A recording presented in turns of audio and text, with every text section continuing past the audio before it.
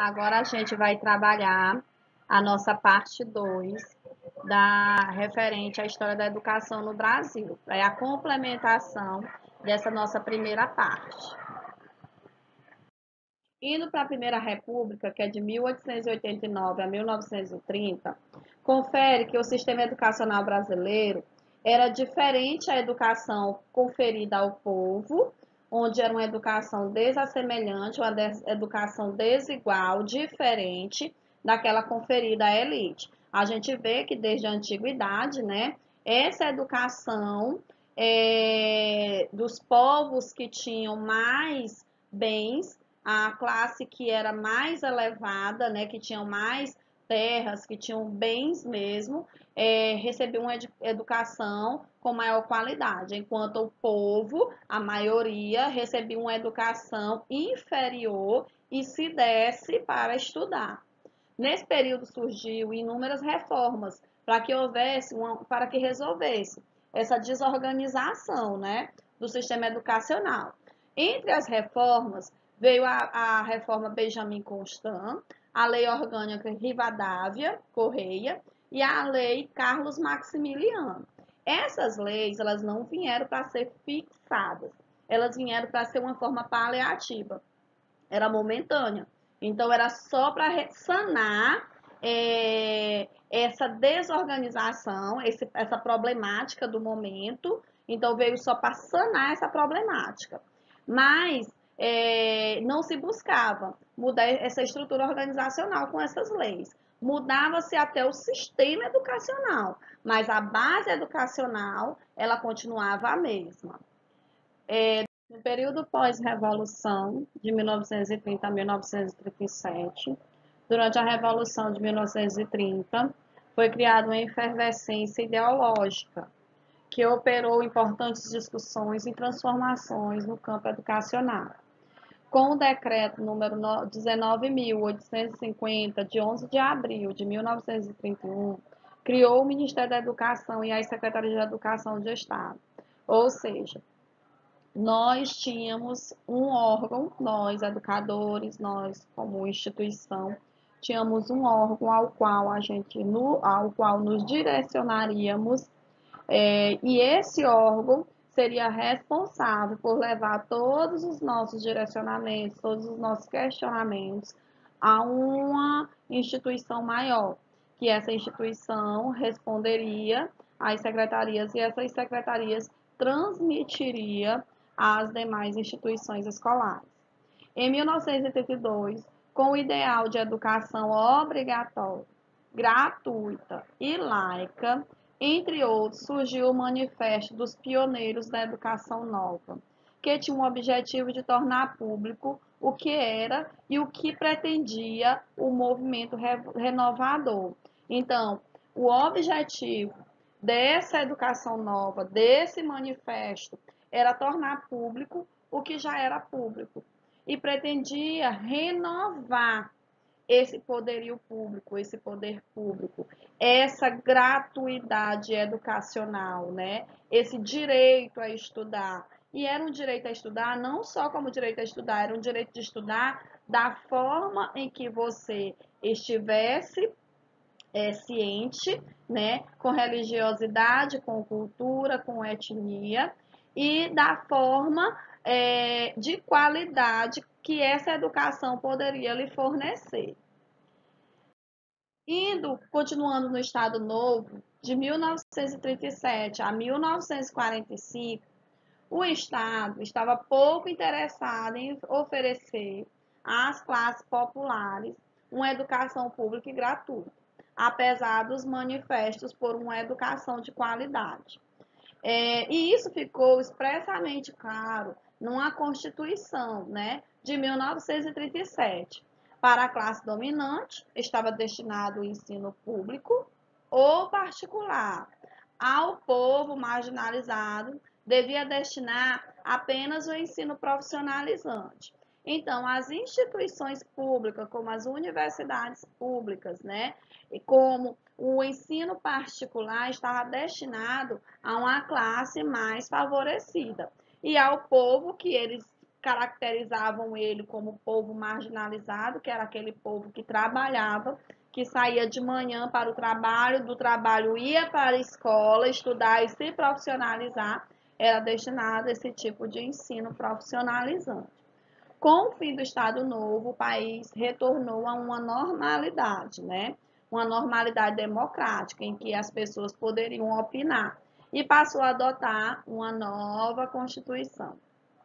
A educação como direito de todos estava claramente expressa numa educação anterior à segunda, a uma Constituição anterior a essa Constituição de 1937, que foi a Constituição de 1934, no artigo 166, onde esse direito está ainda na nossa Constituição, né? Na nossa atual Constituição, que é a que a gente utiliza hoje. O artigo 167 afirmava e afirma que o ensino deverá ser ministrado por poderes públicos. O ensino público tem que ser ministrado pelo poder público, embora a livre iniciativa particular, respeitando as determinações legais. Ou seja, todas as determinações educacionais, mesmo que seja para o ensino particular, tem que ser determinado por uma instituição pública. Deve ser ministrado. Quando ele diz ministrado, deve ser administrado por uma educação pública. E essas leis cabem a atingir até as instituições privadas, que são as leis que direcionam o ramo educacional, o âmbito educacional. Ainda no Estado Novo, a legislação educacional herdada do Estado Novo, né, vigorou até 1961. De 1937 foi até 1945 o Estado Novo, mas as leis, a legislação educacional herdada do Estado Novo, que ainda tinha resquício do Estado Novo, ficou até 1961. Quando teve início a vigência da Lei de Diretrizes e Bases da Educação Nacional. Durante o período de aprovação da LDB de 1961, a luta pela escola pública e gratuidade intensificou-se. Numerosas campanhas surgiram reivindicando essa ampliação e essa melhoria do atendimento escolar, para quem de fato o direito constitucional dizia que a educação é um direito de todos. E essa educação como direito de todos, essas ações, essa lei que foi instituída, ela fosse consolidada também. No regime ditatorial, que já foi um regime bem mais acirrado, bem mais marcante para a educação brasileira, né? Ela foi um período muito marcado por guerras, foi um período marcado por militarismo, por violência, por questionamentos, por revoluções, por revolução popular mesmo. Então, elas foi de 1964 a 1985. A educação se pautou na repressão, na privatização do ensino e continuou privilegiando a classe dominante com o ensino de qualidade e deixando de fora as classes populares. O ensino técnico oferecido para as classes populares delineou muito bem a sua função na sociedade.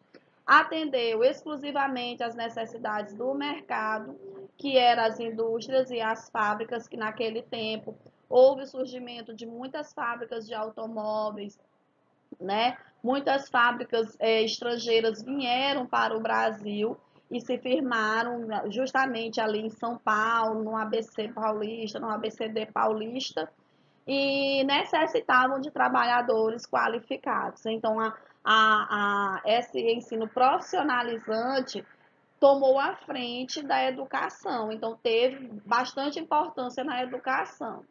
O que ficaria as manifestações políticas, contribuindo para que o ensino superior continuasse reservado às elites.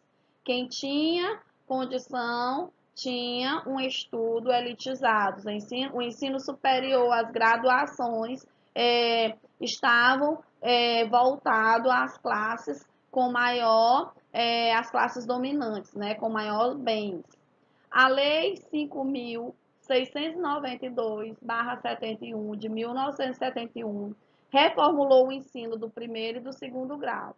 Foi aprovado sem a participação popular, promoveu mudanças como o primeiro grau de 8 anos, que era a primeira série, segunda série, até a oitava série, dedicando à educação geral, né?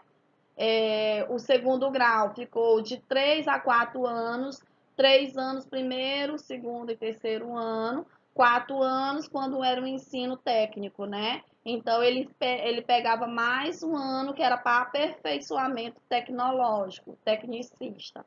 Obrigatoriamente, esse ensino seria profissionalizante, o ensino de 4 anos.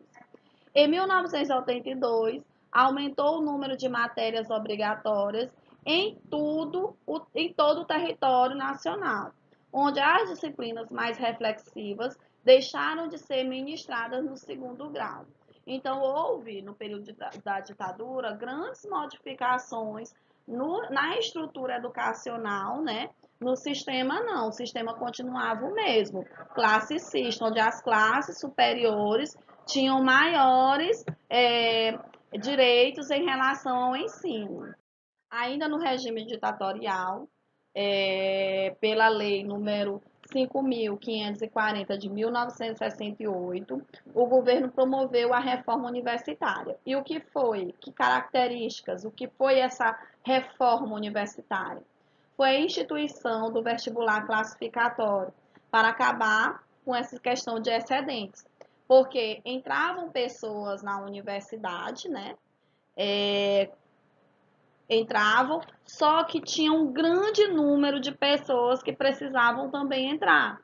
Então, sobravam vagas. Então, tinha 40 vagas num determinado curso, mas só se matriculavam, conseguiam entrar não, entravam, na verdade, porque não tinha essa questão de classificação vestibular, entravam só 20, então sobrava 20 vagas desse curso, e muita gente querendo estudar, mas não tinha condições de pagar. Então, eles começaram a fazer esse exame classificatório, onde havia uma seleção de pessoas e tentariam preencher grande parte das vagas de determinado curso.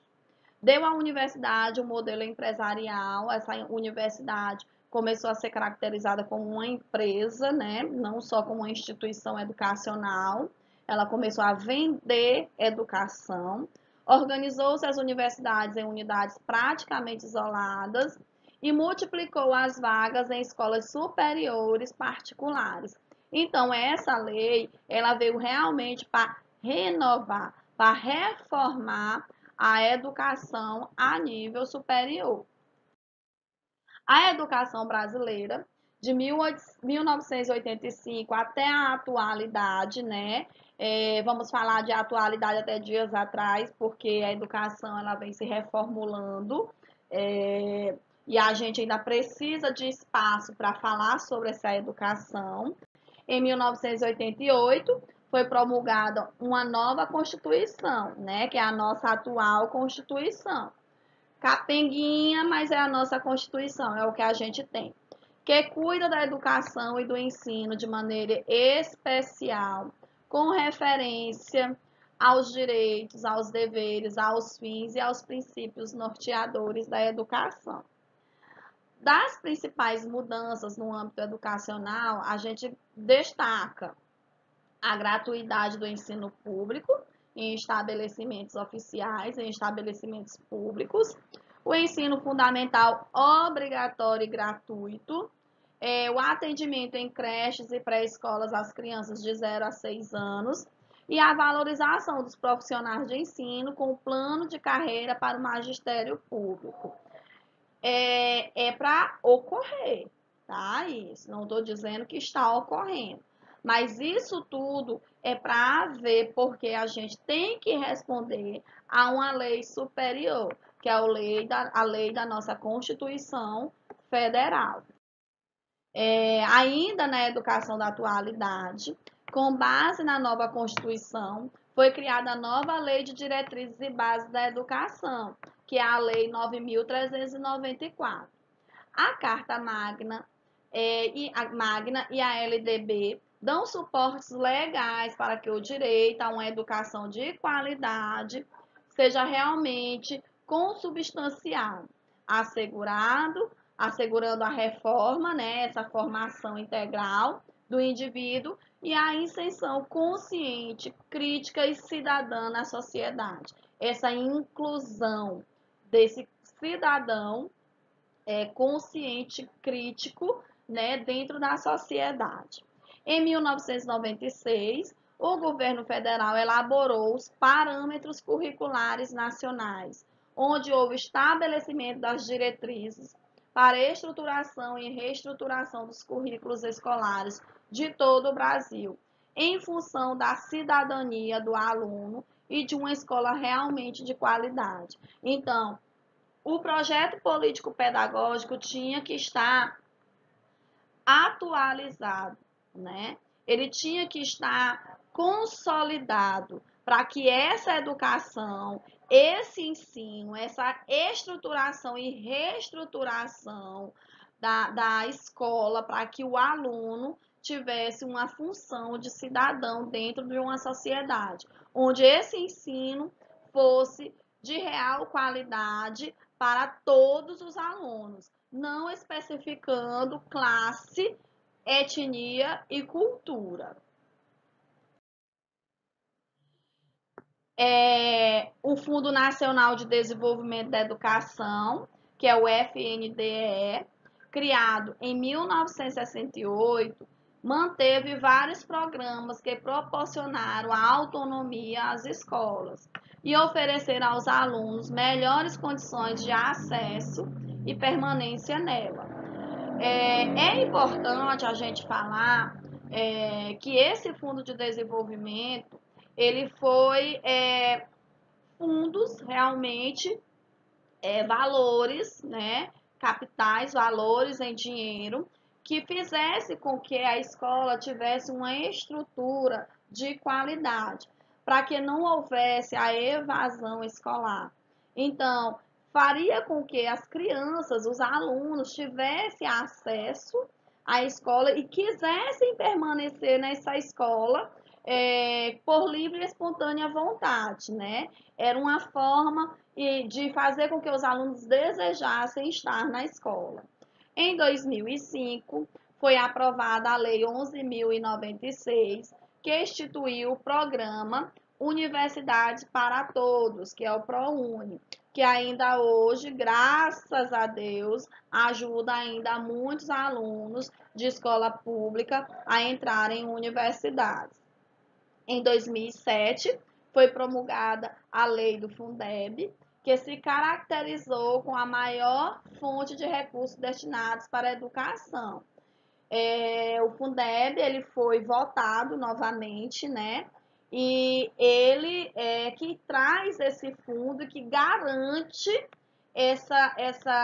esses valores, né? Para esses recursos para a educação, para o desenvolvimento da educação. Em março de 2007, houve o lançamento do Plano de Desenvolvimento da Educação, que é o PDE, que por meio de inúmeros programas objetivou suprir as deficiências, as carências da educação brasileira e superar um estágio de educação ainda limitado. Então, o PDE, ele veio com inúmeros programas, né, para poder suprir essa deficiência da educação. Então, ele foi um plano realmente de desenvolvimento da educação, para que essa educação não ficasse estagnada ou essa educação não regredisse.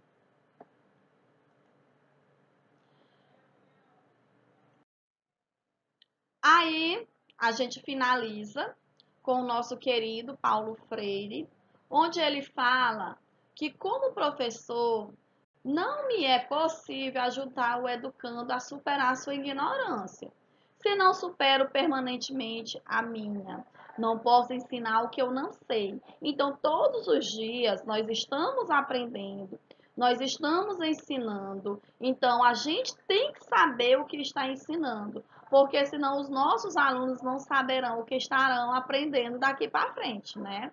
Então a gente finaliza o nosso conteúdo em relação à história do Brasil e vamos para o nosso debate em relação ao nosso conteúdo, né? A nossa finalização.